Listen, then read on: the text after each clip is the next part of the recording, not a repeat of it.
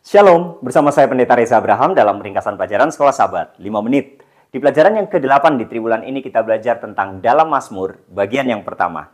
Saya mengucapkan terima kasih kepada Bapak Christian Mahendra di Semarang yang sudah mendukung channel YouTube saya dengan memberikan mikrofon wireless yang saya pakai saat ini. Semoga Tuhan memberkati Bapak Christian Mahendra bersama dengan keluarga di Semarang. Dan saya juga mengucapkan terima kasih kepada Bapak Danang Priyadi yang sudah memberikan saya buku karya Bapak Danang Priyadi sendiri, yaitu 27 Keajaiban Hidup. Semoga Bapak Danang Priyadi yang ada di Jakarta juga Tuhan berkati bersama juga dengan keluarga. Mari kita lihat pelajaran Sekolah Sabat di belakang ini. Saya bagi pelajaran Sekolah Sabat sepanjang 1 pekan ini menjadi 5 bagian, ini per hari. Dan dari 5 bagian ini saya bagi lagi menjadi 2 bagian.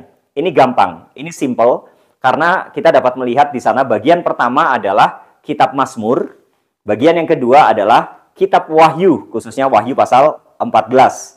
Jadi Kitab Mazmur itu bukan hanya sekedar syair, puisi, atau tulisan-tulisan. Ternyata Kitab Mazmur itu memiliki makna yang sangat dalam, yang berhubungan dengan akhir zaman, berhubungan dengan bait suci, berhubungan dengan pertentangan besar. Mari kita lihat satu persatu. Yang pertama, di pelajaran hari Minggu, judulnya Imam Besar. Saya buat pertanyaan, siapa juru selamat manusia? Jawabnya imam besar. Kita lihat dalam Mazmur 122. Di sana ada pernyataan rumah Tuhan di Yerusalem, kursi-kursi pengadilan, dan kesejahteraan. Semua ini berbicara tentang bait suci atau kemah suci. Dan kalau kita baca dalam Keluaran 25 ayat 40, maka kemah suci itu adalah karya dari Tuhan. Semuanya ukuran dan itu sesuai dengan apa yang ada di sorga. Kemudian dalam Ibrani 9 ayat 11-15, maka ini berbicara tentang Yesus sebagai imam besar. Pelajaran apa yang kita dapatkan dari sini? Dalam kitab Wahyu, itu berbicara sangat banyak dan sangat kaya dengan konsep bait suci di dalamnya. Jadi, apa saja yang dibicarakan tentang bait suci dalam kitab Wahyu, perkakas-perkakas, semua ritual yang dikerjakan, itu berhubungan selalu dengan Yesus sebagai imam besar pengantara kita dengan Bapa yang di sorga. Kemudian bagian yang kedua, pelajaran hari Senin, Gunung Sion. Saya buat pertanyaan, di mana tempat orang-orang yang diselamatkan dan apa syaratnya? Tempatnya namanya adalah Gunung Sion. Apa syaratnya? Mazmur 15 dan Mazmur 24.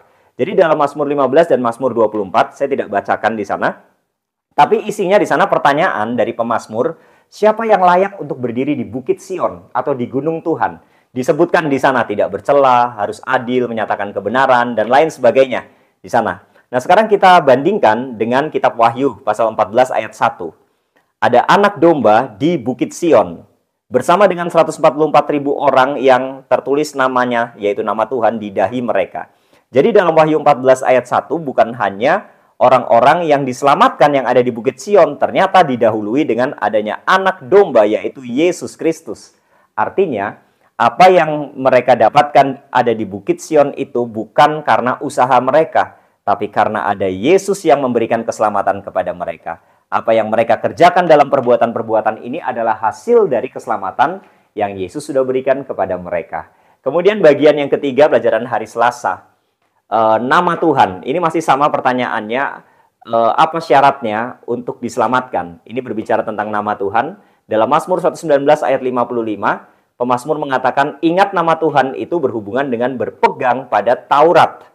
Keluaran 34 ayat 5-6. Nama Tuhan itu sama dengan karakter Tuhan. Sekarang kita coba bandingkan dengan Wahyu pasal 14 ayat 1 dan ayat 12. Di sana dikatakan bahwa tertulis nama di dahi mereka, yaitu orang-orang yang berdiri di Bukit Sion yang diselamatkan. Kemudian di ayat yang ke-12, mereka adalah orang-orang yang menuruti hukum-hukum Tuhan. Artinya, mereka adalah orang-orang yang menuruti hukum karena mereka ketika nama Tuhan tertulis dalam dahi, mereka adalah orang yang menuruti hukum, artinya mereka memiliki karakter Tuhan di dalam kehidupan mereka. Jadi penurutan kepada hukum Tuhan itu penting. Sekarang bagian yang keempat, pertentangan besar. Pertanyaannya adalah, peristiwa apa yang terjadi dalam sejarah dunia dari awal sampai akhir? Jawabnya, pertentangan besar. Dalam Mazmur 5 kalau kita baca di ayat 5, ayat 8, ayat 10, dan ayat 12, ini semua berhubungan dengan Wahyu pasal 14 ayat 1 sampai 12. Nanti bisa dibaca, ini sehubungan dengan, yang pertama berhubungan dengan bait suci, yang kedua berhubungan dengan penyembahan, yang ketiga berhubungan dengan pekabaran 3 malaikat, yang keempat berhubungan dengan keselamatan. Ini dalam ayat 5, ayat 8, ayat 10 dan ayat yang ke-12. Kita bandingkan dengan Wahyu 14 ayat 1 sampai 12. Dan yang terakhir, bersaksi. Ini pertanyaannya adalah apa tugas kita saat ini? Mazmur 51 ayat yang ke-7 sampai 15. Setelah Daud diampuni dan dibersihkan dari dosanya, dia bersaksi.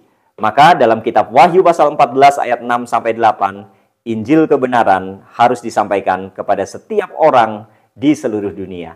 Inilah gambaran, jadi saya agak minggir sedikit supaya bisa dilihat gambaran pelajaran Sekolah Sabat sepanjang 1 pekan ini tentang dalam Mazmur bagian yang pertama. Semoga Tuhan memberkati kita semuanya.